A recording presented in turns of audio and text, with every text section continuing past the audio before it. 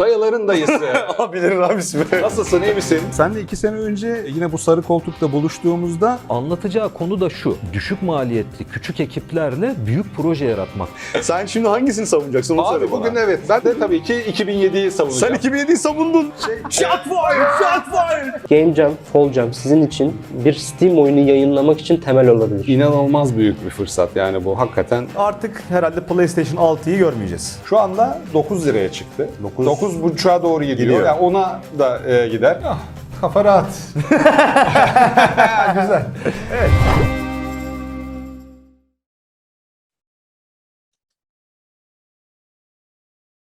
Hello everyone, welcome again. Now, I will invite Sinan Akkol and Meriç Eryürek. They will talk about getting out of your comfort zone, establishing a development studio. Now, I will be inviting them. Hello, Mr. Sinan and Mr. Meriç. Welcome. Hello, how are you? I'm good. How are you? How about you? I'm good. As much as I can. We don't have any brain cells due to the statistical figures. Yeah, our brains are more like Excel statistics. We're always talking about the calculations. And how about the games? Yeah, things are great. As you know, we are a big casual studio. And also we are we have Kral Shakir Maca, which is for children, a hyper casual game that we have launched. Hyper casual game is really extremely going well in Turkey for at least 2 or 3 years. 70% of the ecosystem is around the hyper casual game. So the interest of the investors and the interest of the publishers are getting more and more, and especially in this period where there is a growing inflation and exchange rate, the opportunities are getting more and more for them. So despite these conditions, the gaming sector is one of the sectors in which Turkey will shine. And normally, unfortunately, this is not noticed that much because everyone is focusing on the exchange rate rates. So I think once we get out of this period, there will be more opportunities for us. It's really hard for us to explain this process to the foreigners and investors. So the cheap working force is not only the sale point. Sustainability is also important, especially for the foreign investments. And as far as we learn from you, we have the intelligence, know-how, and workforce we needed for this goal. So let's see. Let's wish of luck and look positively.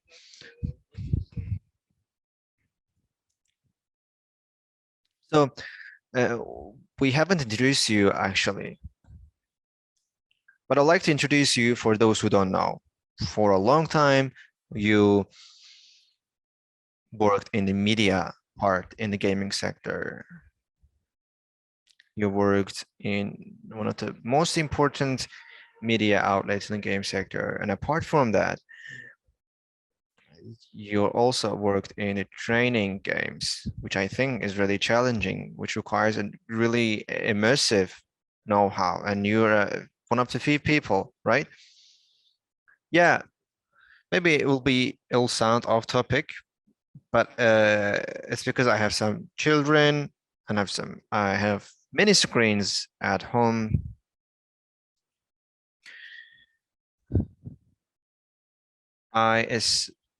Then I established the Association for Children, Games for Children. I don't know the other examples, but after Common Sense, it was one of the examples in which the children content is evaluated, and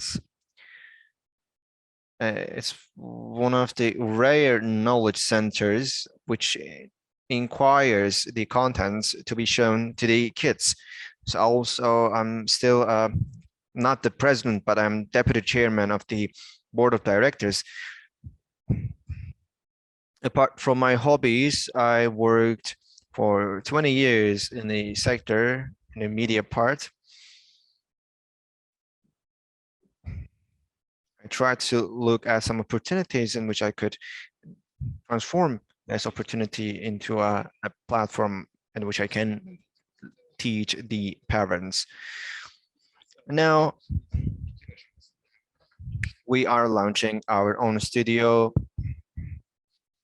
not in the introduction of it, but we provide some tweaks within the process. And at the same time, we provide consultancy, mentorship, and financing consultancy to game developers, which is called game dev. So we are working in 4 different fields. And of course, our beloved Disket Kutusu is the 5th. Yes, we need Disket Kutusu to be relieved and to get away of these stresses and problems. So, you know, Disket Kutusu is one of the things that appeals us in terms of the media part that we used to engage in.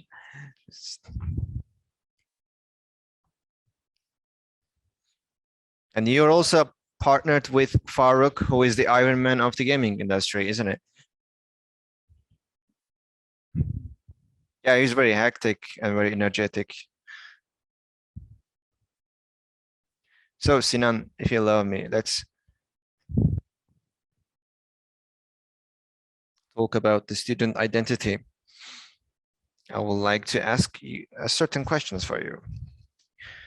There are some points that I really I'm curious about. I have my notebook here, but I have my computer in front of me, of course. Okay, I have some main questions, and I thought we could discuss on these issues. I got questions for my students, my colleagues, or some presenters, young people who presented their games. I made a summary of the questions generally. So I'm trying to make sure that every colleague of mine would listen to you. So let's start, shall we? Then I will start with the simple questions and we'll talk about how to establish a game studio. So Sinan, one of the most popular scenario that are in Qatar, you know, it's because I'm always with the 4th grade students and, you know, I'm also talking to the game developers who are in the middle. Normally, what I see is there are many curious, interested group of people. So normally, in their minds, there is an idea of a game, which is in the primitive design process. They have a few developers in their mind, and there's someone who have the courage to fight, and they say that they have few amount of self-investment resource. So they are asking, what shall we do? How do we start? So here's what we will do. First things first, they need to define on whether it's mobile ecosystem or it is Steam, PC, or console, because the business model that wish to develop is completely different.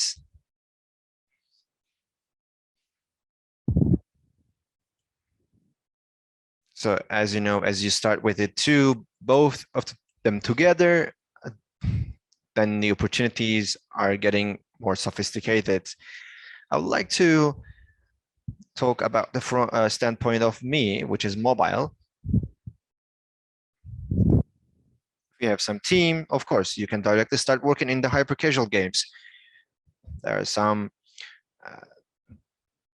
in hyper casual industry. There's a requirement for the unexplored abilities and unexplored teams. You get in front of the publishers, which we have your trust in them, so they are ready to give you an assignment. Sometimes in the first process, you don't have to spend your frills, your equities. But you know, the working people circulation is so huge there. Normally, you have to create a few prototypes in the first page, and then you have to kill them, you know? So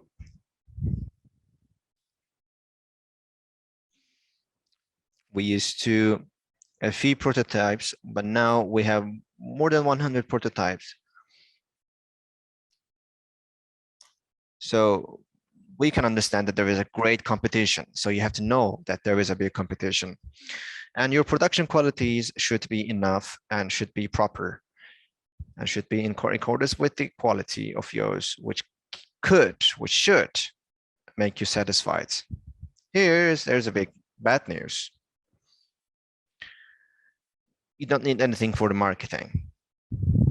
If you're a hybrid casual studio and you're working with a publisher, of course, you know, the big responsibility goes to the publisher because of the contractual agreements. So you have to focus on all of your energy on production. If you are, can I add something, Sinan? Sorry for interruption. So you said young and courageous teams. Their normal approach is that they don't want to work with the normal publisher. They don't want to go into a roof.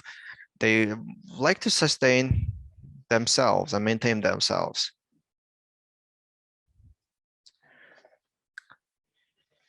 So do you commend this methods?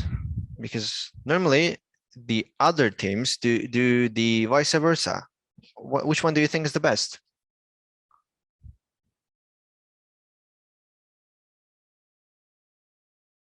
So the publishing part will be difficult for you. There are examples of it.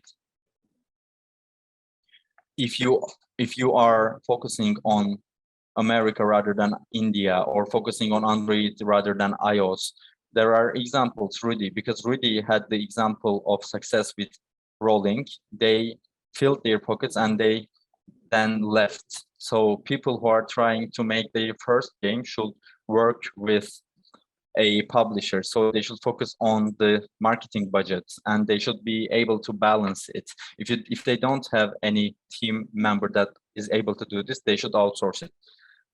So it is a complex topic, and it is something that most of us are unfamiliar with. That's the flow I see. So with zero work experience, there are teams.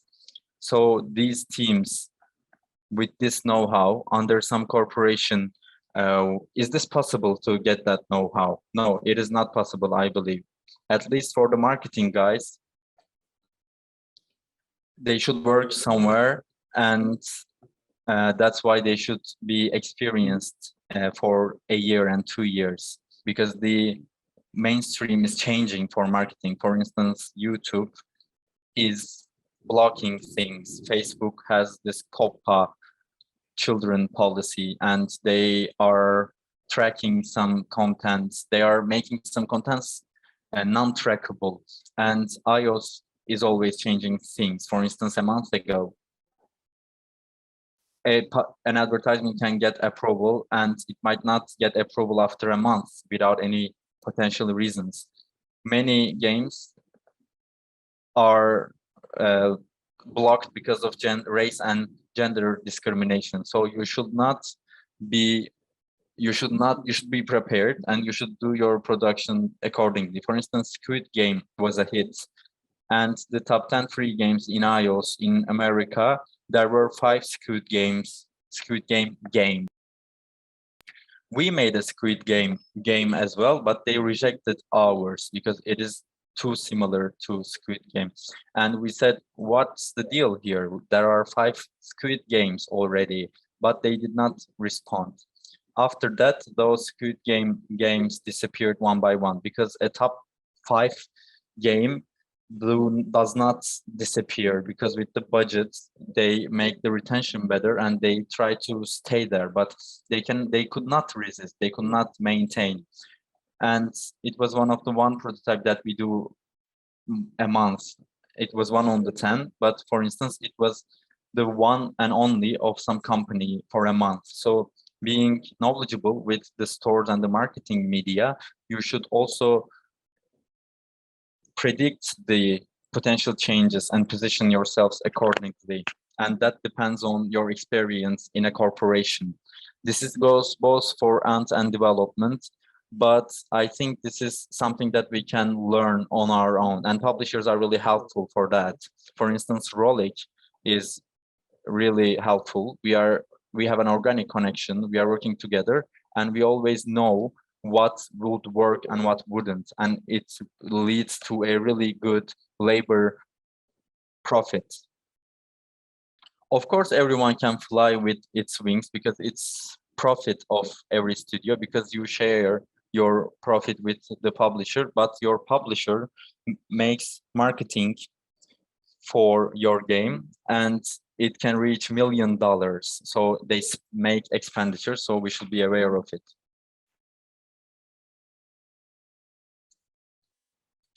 Let's make a metaphor for the young people. When you are on the accelerator, when you are on the driver's seat, and we should select between your own sport car or a really fast train that is crowded. So the risk factor is there. Risk factor might be high, but based on what you said and based on my knowledge, I see that the teams that working with the publisher would make more income. They have advantage in terms of that, rather than compared to those who walk on their own. Yes, for the first racketing moment, you should have a publisher, but we have hyper casual companies like Alictus who go on their own, and they have their own launch pads from the beginning, and they have their own marketing budget from the beginning.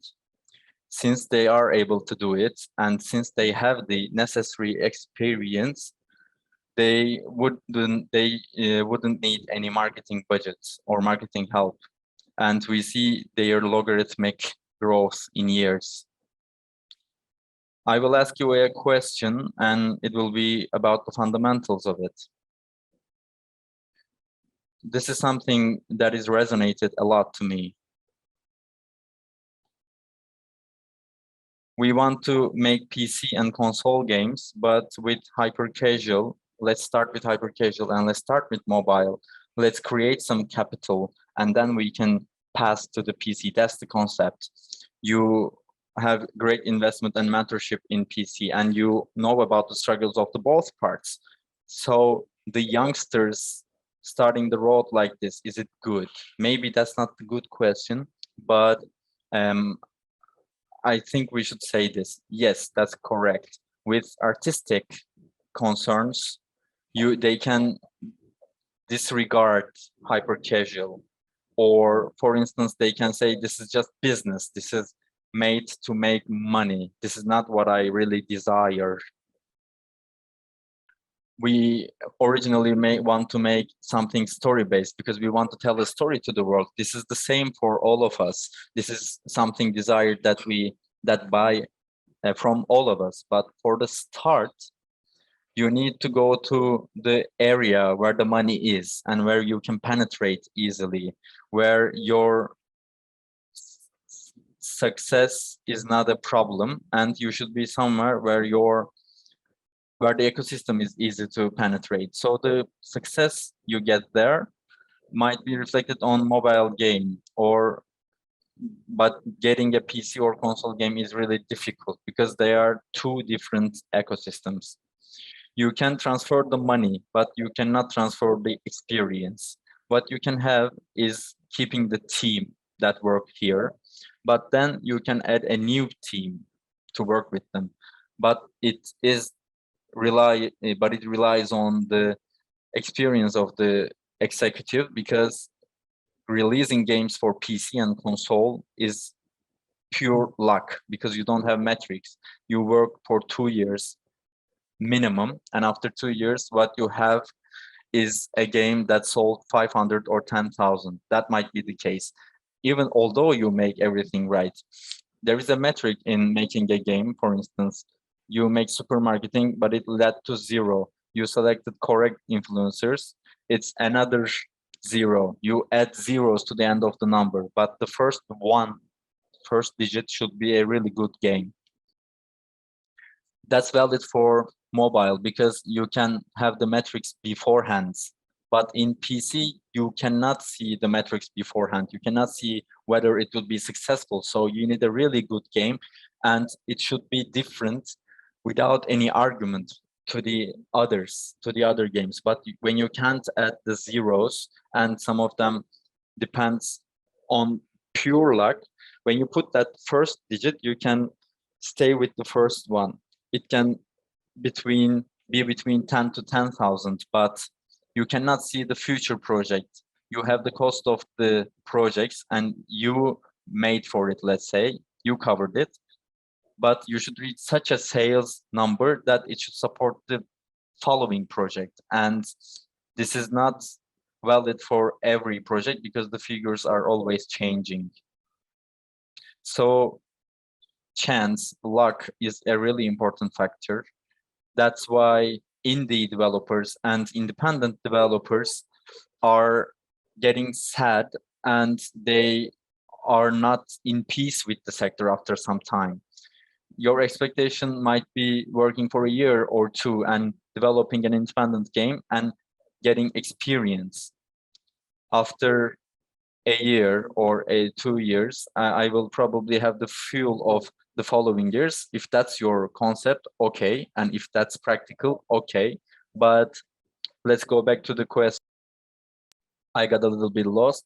The mobile experience cannot be transferred to the PC and console because it's a locomotive that you follow, but you say, I'm going to put new railroad. And you say, I will transfer what I made from here for the following 2 years. If you're ready for it, if you think you're ready for it, you can do it. But this will lead to problems inside the team because in hyper casual and in mobile might be fatiguing, might be tiring. Psychologically and emotionally, not being connected to the games is impossible. And when you get to the other side, you work for 2 years, might be appealing, and it is appealing to the team. For instance, there are people who say, I'm tired of hyper casual, and they transfer to the PC and console with less amounts of salary. But you should not overlook that after 2 years, you might have a failed game. If you take the risk, you can get to the second way. So the team should think of it. And honestly, it is difficult. The experience in hyper casual, the experience in mobile cannot be directly transferred to the PC. You can transfer the money, but it would be difficult to gather people who have experience. And you should lose all your connections with the first to get to the second. Correct me if I'm wrong. That was a really good summary. And that's what you go through right now. You have your core business going on. You continue with the know-how you have. And on the PC side, there are people who are developing and you are providing mentorship to them. Yes. But it is not like I can train them here and convert them to the second directly. No, it is impossible. For instance, it is not possible for the blockchain-based games either. You cannot get the experience from hyper-casual to blockchain-based games. It would be a huge misconception, misunderstanding. This is not possible by any means. Within our company, we always make handpicked because we cannot give that consultation to everyone because it's only Faruk and me right now. We have 7 teams and we found investors to them and we got them closer to the release and we still continue giving them mentorship. People who want to work on that side need really intense training and mentorship because the figures on the mobile side is definite. You see the hype. But if you say, I want to make something for myself, a different value is given for them. And our mistake here is when the first Fiber Games was founded, we were really involved.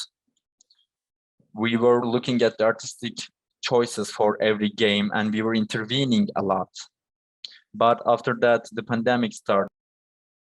We were a team of 6, 7, but there were onboarders, and without seeing them face to face and trying to interfere with everything was really difficult, and we lost the team. And then we formed our team from scratch. So we reduced our involvement with the hyper casual team, and we only provided ideas during the prototype phase or the production phase. So naturally, this resulted in our labor transferring to the second part. And this is something we know of. Of course, we don't know 3D art or coding, but we know whether a game would work or not in early phases. And that 2 years of effort should not be given to a game if it would work or not beforehand. So we should say, this is something to be put effort or not. It is something that we make of 15 years of being a game critic. So we try to make the most of our experience and make people benefit from it. This might be an urban legend, but let me ask it to you. You know, I have a sharp tongue, and for the youngsters, both in mobile and PC sites, there is some prejudice. Maybe you have seen this prejudice as well, because I have seen it. And those who are publishers, the mentorship and consultants businesses are abusive, and they want to take the product and they want to melt us in their system and continue in the following days. This might be correct or not, but let me ask you, yes, it is correct in some situation. It is correct in some situation. I will not give any name, of course.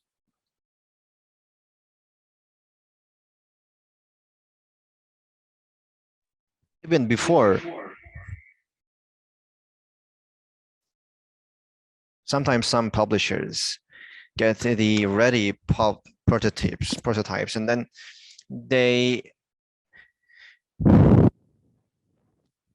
make use of the workforce they have. And sometimes we have seen some scenarios in which these publishers say they created the very identical this game, the similar games using the same resources. But normally we don't see it today because Turkey has become a hub in terms of hyper casual games. And as a result of this, if they, if publisher comes and gets our game, and if this publisher creates the very identical game, they will lose ourselves. They will lose us. So different publishers, you know that the headhunters are looking for the seasoned, experienced people. We always receive some salary proposals. So this is applicable for the developer games as well, some companies as well. Publishers are like headhunters in this in our sector. They're trying to test us. So therefore, you can change your move, and of course you can file a lawsuit. Our publisher roll in and abroad. Their games are copied all the time. But they can file a lawsuit, and they can make sure that that identical games are removed. If you can work with this kind of publishers, then you can be more relieved. And also, some certain publishers or some certain studios are like a sweatshop, so to speak.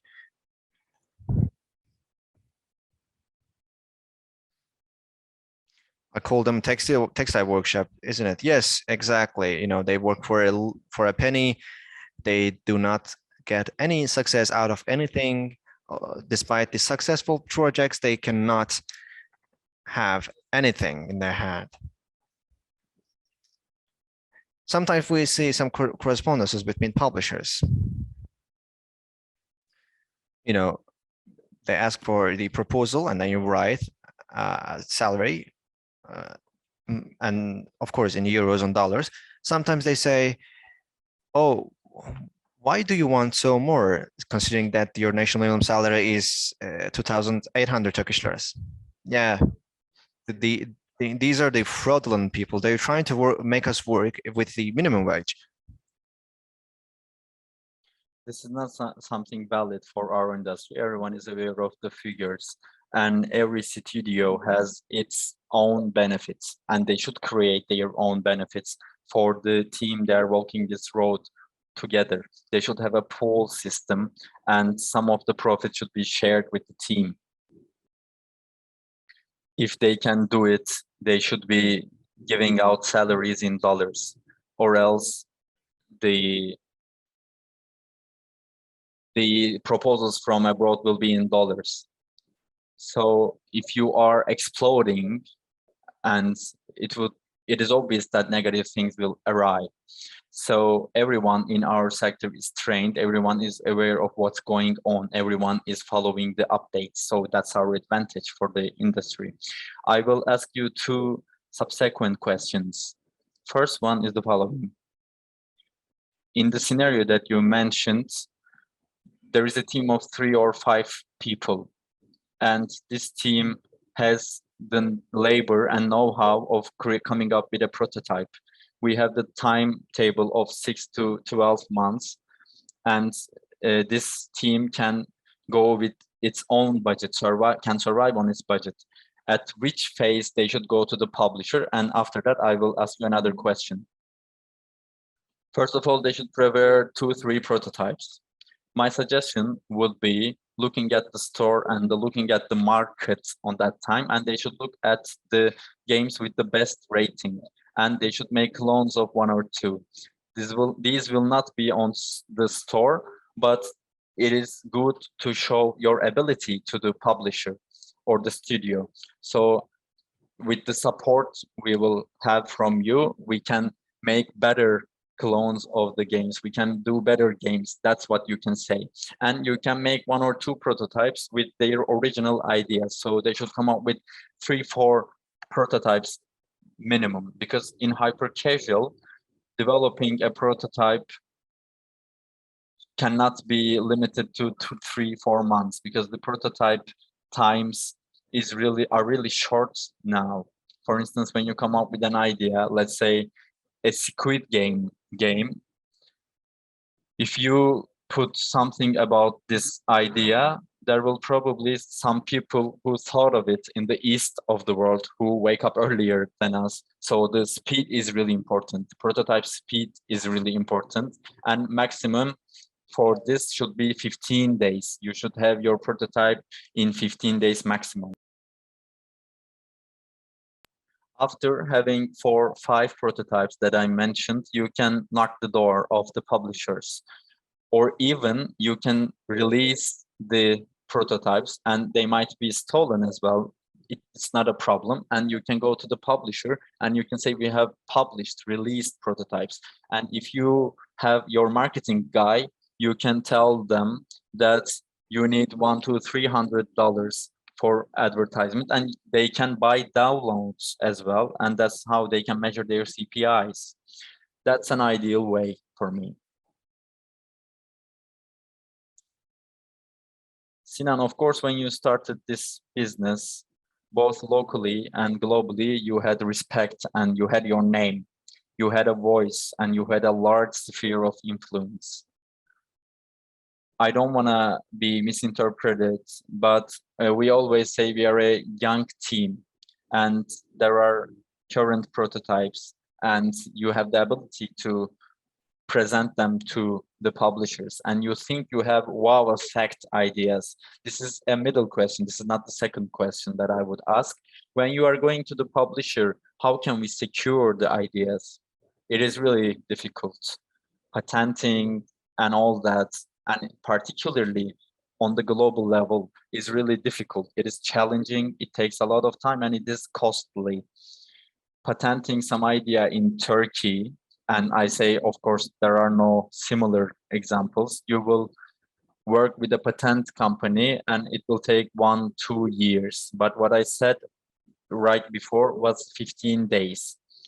Ideas being stolen should be something that we should accept, we should acknowledge. So the speed is really important. You should reach to such a speed that, of course, this is the case if you want to be a worldwide hyper-casual firm, you should finish the game before it was stolen, and you should release it, and you should feed it with updates, because people will try to catch you, and you should open the gap.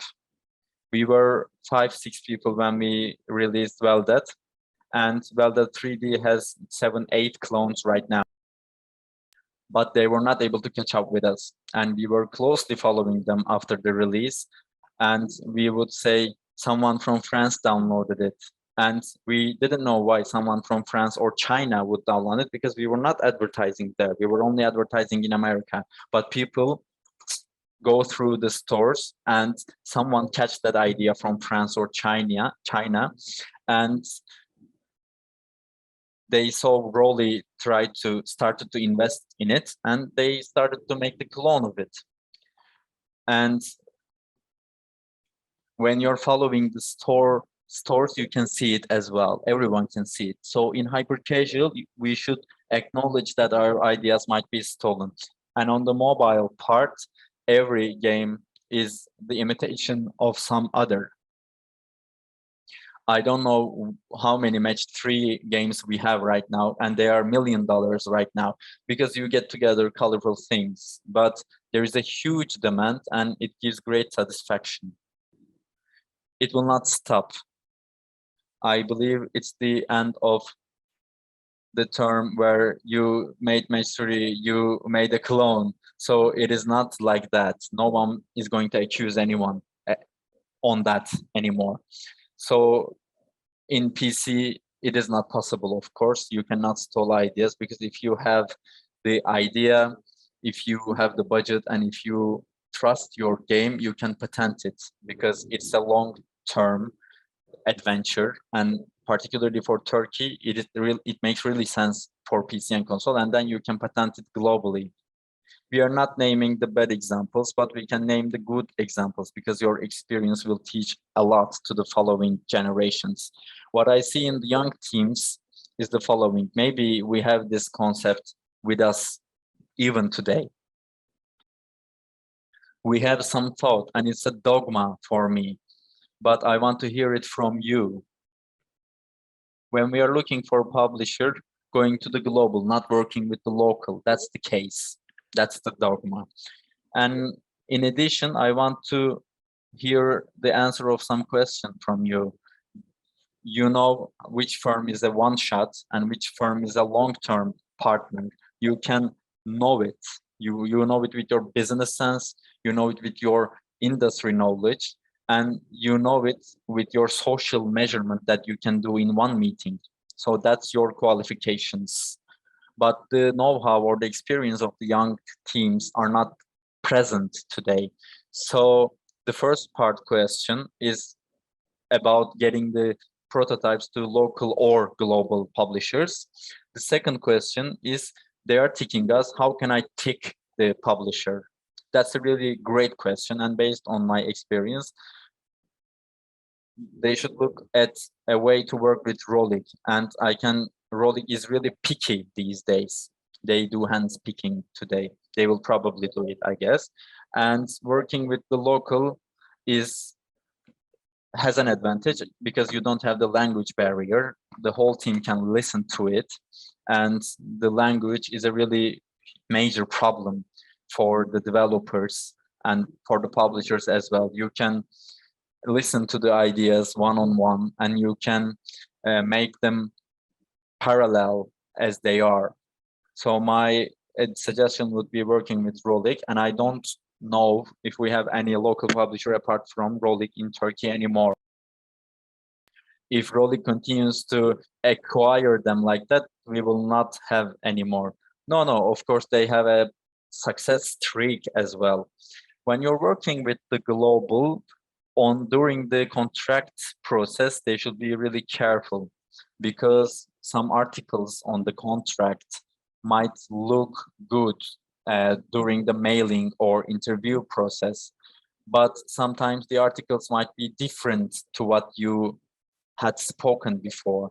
So everyone says you have minimum wage as $280, and that company is of course a foreign company because they're talking about dollars.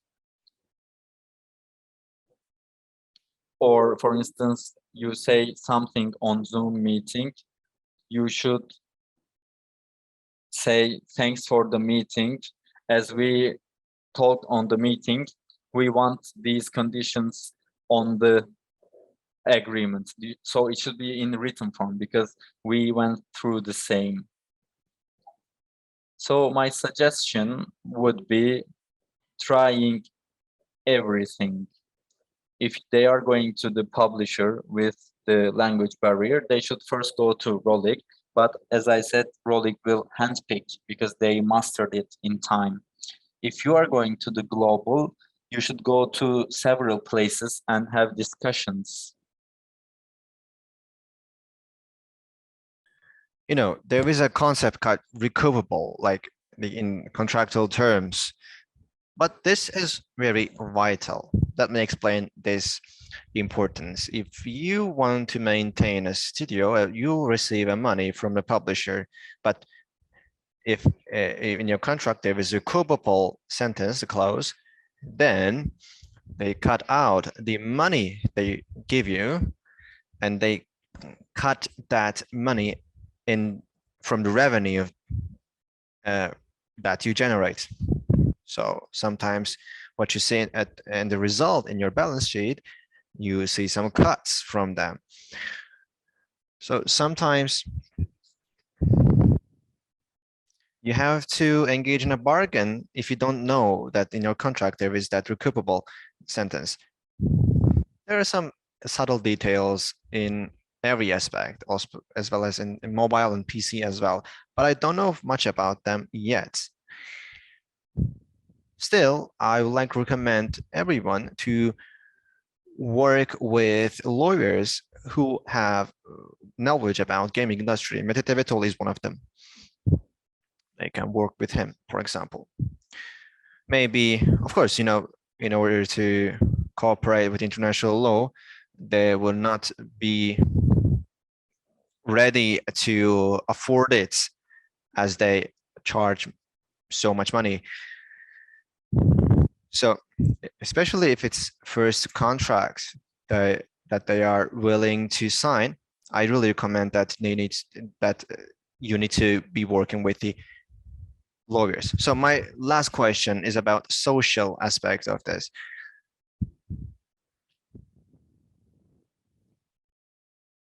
So as people from generations above, we have some questions. We know that who is the owner of the Rolik, the colleagues there. Although I don't know anyone, I can guess who they are. And I also can call you because of my networking, and I cannot call you and get enough information. But youngsters do not have this. What should they do?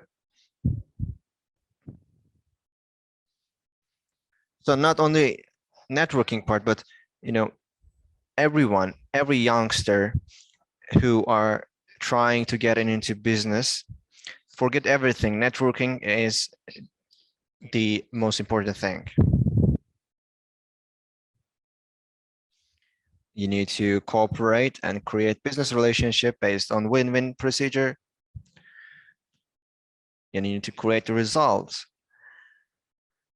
You should sustain and improve your business relationship all the time, and it will help you to progress in your business life and social life. So apart from an experience of 20 years, based on my experience, there's nothing more important than networking.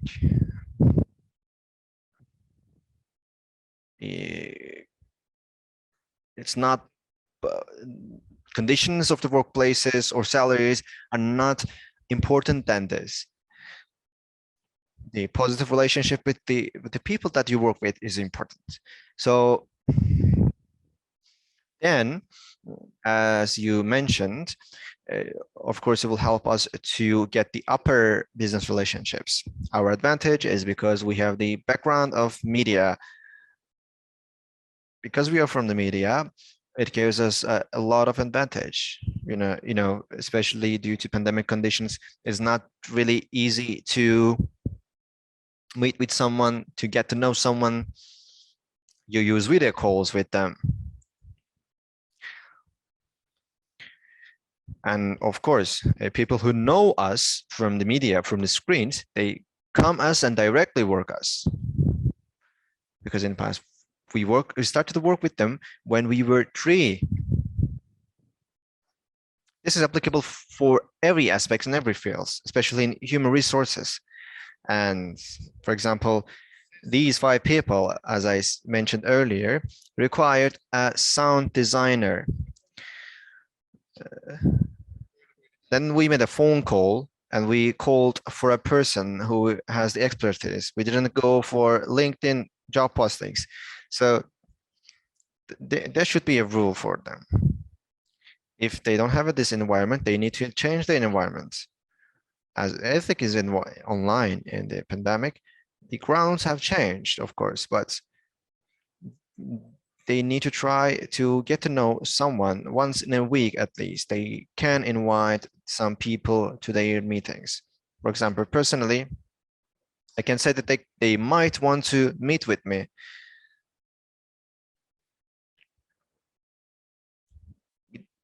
So I can say that the people I met are really great people, not in respect of Rolex, but you can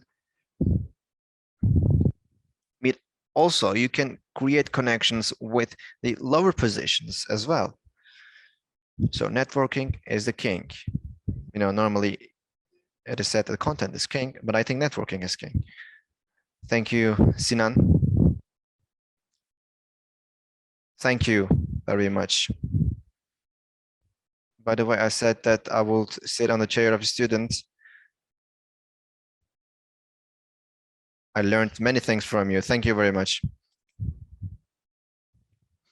I think we did not use our time effectively. I think there are some questions, and I'd like to give the floor to our moderator. Maybe we can answer this. Yeah, as you know, I'm really experienced in terms of talking so much. From this get system. But I'm alone. As I said, networking is king. But in past, I used to be a social, life made forcefully social one, and then I was forced to know someone. Thank you very much. I hope maybe we can gather together with game dev colleagues. Yeah, we can create another thing, because this meeting was really focused on hyper casual game. Thank you very much. I'd like to give the floor to questions to Serdar Savaş. We have 4 questions. Thank you very much once again, by the way. It was really successful session, and personally, it attracted my attention as well. So I will ask 2 questions only. So for new teams with low budget and no artists, is there a logic to private the assets used when sending prototypes to publishers and buy the assets after publisher gives okay? Or requesting a 3D, 2D artist from the publisher? If the game is not like the pilot publisher, we can prevent the budget allocated not to be in vain. Publisher is not that thing, but maybe visualizations that you can get from Unity Studio. Oh, by the way, they are in dollar based. If you buy some images from them, I think $20 will be like 250 Turkish liras, you know. So the copy assets, as long as you don't release to the market, you can show that I can do better if I have an artist with me. I think it's acceptable, but you should not commercializing. You should not commercialize it. And also, in respect of legal grounds, you can be sanctioned. And also, if you use similar assets from different games, that will be legally challenging for you. But while introducing your work, I think it'll be okay. Thank you very much. I think I also answered it about networking. You know, that question was answered. Yes. Yeah, my recommendation is that you should definitely attend to these kind of events. As you know, we have a Discord channel. You can find anyone and make them to be a member of your team. Do you think hyper-casual sector has ceased to be an opportunity and has become a sector similar to other sectors in terms of difficulty and return? If not, how long do you think this will opportunity last? And based on my predictions, I thought the hyper-casual games will be dead until 2021, but it's not possible. We saw the contrary. New games are coming to be released, and new games with new features are seenable. Sometimes the games are on the store for 3 or 4 months on top of the list. In the past, normally in the initial phase, you get the first results, first successful result, and then you can see that your game is transformed into a game in which there is a store and people can buy something from that. The role of the hyper-casual games has changed. Of course, there's a competition, and competition has been evolved, and you have to be successful in this competition. But what I see is that even small teams can create unexpected ideas. Yeah, recently our arcade games have emerged, and we have seen a shift in the sector, and they become more visible. Yes, I think hyper-casual games are a necessity. If that balloon gets bigger and bigger, I think hyper-casual games is one of the sectors will fill that gap, which filled that gap. I'd like to criticize the role of the hyper-casual games. So our last question: what exactly should be a prototype look like? Assets to be used, level design, exactly how far should it go? Are there minimum requirements for a prototype? Yeah, it depends on the publisher. It depends on the publisher, but it should be a moment for each game. So, for example, I'd like to give an example from Welder 3. While welding, that feeling of welding should be felt to the player. So, you know, that welding, the shining part, the effect, the welding should be visible. You know, it should be cold first. Sorry, it should be melted and then forged. And our game, by the way, is played by mostly men. Normally, what we do is that we watch the person doing a welding in real life. There should be a real feeling out of this. Should be a moment of wow. You know, there's a games like Walking, for example, types of women, a character goes on a path, gets clothes on her, and then at last gets on a podium and dances. So that dance scene is something that creates a pleasure for them, a satisfaction for them. So the number of levels change from publisher to publisher. You can create one single level if it's wanted by your publisher. Or you can create 10 different levels, episodes, but then you can understand how many levels are played by how many people, how many players. You can take a look at how many players are playing certain levels. It depends on the way of the business of the publishers. So, but there should be a one single introduction episode, and the first seconds of that episode, that player should be introduced what he or she is doing actually. Thank you very much for your attendance, Mr. Sinan Akkol.